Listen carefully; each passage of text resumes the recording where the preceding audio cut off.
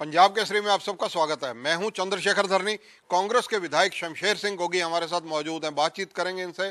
17 दिसंबर से हरियाणा का शीतकालीन सत्र आने जा रहा है। विधानसभा के सत्र में आपके अहम मुद्दे कौन से रहने वाले हैं? देखो, ये इस बार जो ये सेशन है इसमें बहुत सारे मुद्दे हैं।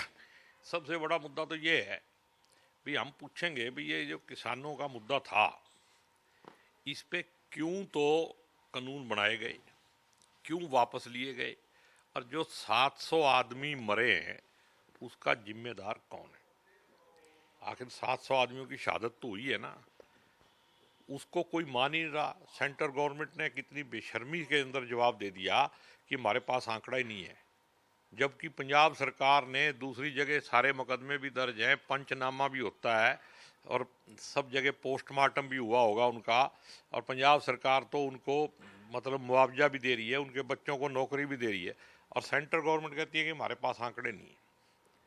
तो इस देश में लोकतंत्र को बचाने का ही सबसे बड़ा मुद्दा है, उसके ऊपर बात की जाएगी, महंगाई के ऊपर बात की जाएगी। और इससे भी बड़ा ये काम है भाई, पहले यहाँ एक धान घोटाला हुआ था, जीरी गाड़ा माफिया था, फिर शराब माफिया आया, आजकल तो पेपर लीक माफिया है, और फिर एक माफिया वो है जो लोग ये काम करते हैं उनको बचाने वाला जो संरक्षण दे रहा है वो भी एक माफिया है। अभी ये HPSC का मामला चल रहा है, उसके अंदर जिस आदमी के पास से ये पैसे पकड़े गए तो ये पता होना चाहिए सरकार को कि ये पोस्ट ही नहीं थी, क्यों क्रिएट की गई, क्या करप्शन के लिए क्रिएट की गई थी, तो फिर ये पेपर रद्द क्यों नहीं।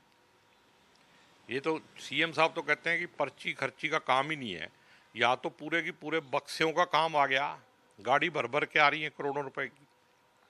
तो मेरी ये मांग है कि सरकार अगर ईमानदार है और इंसानियत है सरकार में, तो बच्चों के साथ खिलवाड़ ना किया जाए, ये पेपर रद्द करके दोबारा परीक्षा हो और नौजवानों को दोबारा मौका दिया जाए। गोगी जी, असंध से आप संबंधित हैं, वहाँ के विधायक हैं, वहाँ के कौन से प्रमुख मुद्दे आप विधानसभा में लाने वाले हैं? देखो, वहाँ मैंने बहुत सारे सवाल भी लगाए हैं और जो मौका मिलेगा तो मुद्दे रखेंगे। अभी एक तो मेरे सवाल लगाने का फायदा हो गया कि आज ही फ़ोन आ गया कि हमारे यहाँ वेटरनरी हॉस्पिटल नहीं है। पिछली बार इन्होंने आश्वासन दिया था, तो आज ही मेरे को एक डिप्टी डायरेक्टर का फ़ोन आया कि फंड आजकल में लॉट हो जाएगा जी, कहाँ बनाना है। मैं जहाँ जगह है वहीं बनाओ, 2 जगह मैं जो खुली जगह है वहाँ बनाओ, क्योंकि असंध कल को जिला भी बनेगा तो ज़्यादा अच्छी जगह ही बने तो ज़्यादा बेटर है, शहर के अंदर नहीं बनना चाहिए। और भी बहुत सारी बातें हैं, जिला बनाना है, एक स्पोर्ट्स कॉलेज की डिमांड है, स्टेडियम नहीं है असंध के अंदर, स्टेडियम नहीं है असंध शहर में, स्टेडियम नहीं है। ये बात आप कभी सोच भी नहीं सकते, स्कूल के अंदर जगह है। और मेरे को एक दिन CM ऑफिस से फ़ोन भी आया था, भी जनाब आपने दिया है, हम कर रहे हैं, कब करोगे। हॉस्पिटल 100 बेड का बनाना था, आज तक उसका काम ही शुरू नहीं हुआ। तो आश्वासन की सरकार है, या पता नहीं आश्वासन दे के सरकार कहीं और चली जाती है, सो जाती है, या इनके पास सिस्टम ही नहीं है या नीयत नहीं है।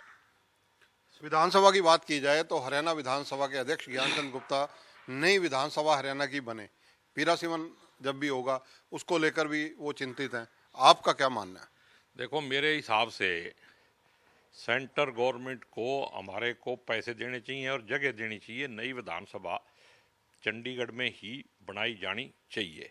और ये जगह जो है कहीं भी जाए, इस जगह पे हमारा काम ही नहीं चलता। अगर कल को डिलिमिटेशन होगी, दोबारा सीटें बढ़ेंगी, तो यहाँ जो मर्जी कर लो, इसके अंदर आप बढ़ोतरी नहीं कर सकते हो। और यहाँ पे जगह है ही नहीं, 90 आदमियों के बैठने की जगह नहीं है। और अगर जिस तरीके से सुन रहे हैं भी 126 हो जाएंगे, तो 126 के बैठने की जगह बनानी है, तो एक बढ़िया विधानसभा जो सदन है वो हरियाणा का अलग से बनाना चाहिए। और स्पीकर साहब इसके लिए प्रयासरत हैं, उनके एफर्ट्स को मैं अप्रिशिएट भी करता हूँ कि वो इसमें लगे रहते हैं और उनको कामयाबी मिले, ऐसा मैं भी सोचता हूँ, मैं भी उनके साथ। कोरोना की 2 लहर के बाद अब ओमिक्रॉन, इसकी वजह से ये सेशन भी जो है पुराने नियमों से होगा, यानी कोविड की गाइडलाइन से होगा। स्कूल जो 100% खुलने थे वो पुरानी गाइडलाइन 50% वाली पे खुल गए। ये सारी व्यवस्था आप क्या मानते हैं? देखो ओमिक्रॉन पे तो अभी कन्फ्यूजन बना हुआ है। एक तरफ ओमिक्रॉन का शोर मच रहा है, एक तरफ मैंने पढ़ा और डॉक्टर भी बोल रहे हैं कि ये कोई ज़्यादा खतरनाक वो नहीं है। और वायरस तो कब नहीं है, वायरस तो आते जाते रहते हैं। लेकिन अगर किसी भी चीज़ को लेके कुछ ऐसा नहीं करना चाहिए कि सारे काम ही रोक दिए जाएं। अब पूरी दुनिया घूम रही है और सदन के अंदर कोरोना लगेगा। मैं तो कहता हूं कि सदन को प्रॉपर वे में चलाना चाहिए। जब पार्लियामेंट प्रॉपर वे में चल रही है तो यहाँ क्या दिक्कत है? किसानों के 3 कृषि कानून वापसी केंद्र सरकार मान चुकी है, बाकी चीजें लगभग सब सहमति बनती जा रही है, फिर किसान वापस लौटने की तरफ आगे नहीं बढ़ रहे। आप क्या कहेंगे, आपकी अपील क्या है? देखो, मैं तो अगर सारे मामले सेटल हो रहे हैं तो उसके बाद तो किसानों को आना ही चाहिए। लेकिन मेरे हिसाब से अभी कुछ कुछ बातें अंदर खाते चल रही होंगी जो बाहर नहीं बताई जाती हैं, ना वो कोई नहीं बताएगा। तो सेटलमेंट हो रही है। बाकी 4 तारीख को मैंने सुना है भी एसकेएम की मीटिंग है, उसमें फैसला होगा।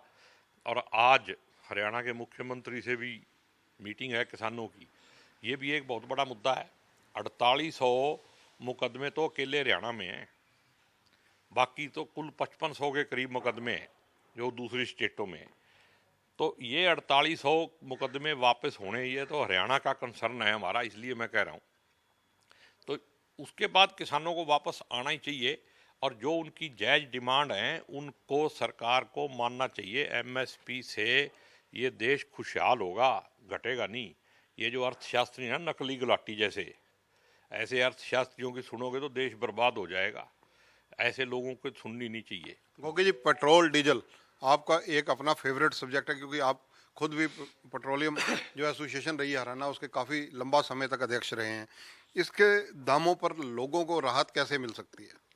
देखो, अगर सरकार ईमानदारी से काम करे और जो इंटरनेशनल रेट है उसके हिसाब से काम करे, और सरकार ने इंटरनेशनल रेट जितने घटे हैं उतनी एक्साइज बढ़ा के रेट बढ़ाए हुए हैं। हमसे जुड़े रहने के लिए हमारे YouTube चैनल को सब्सक्राइब करें और नई वीडियो की नोटिफिकेशन के लिए बेल आइकॉन को दबाएं। अगर आप ये वीडियो Facebook पर देख रहे हैं तो लाइक जरूर करें और ज्यादा से ज्यादा शेयर करें। धन्यवाद।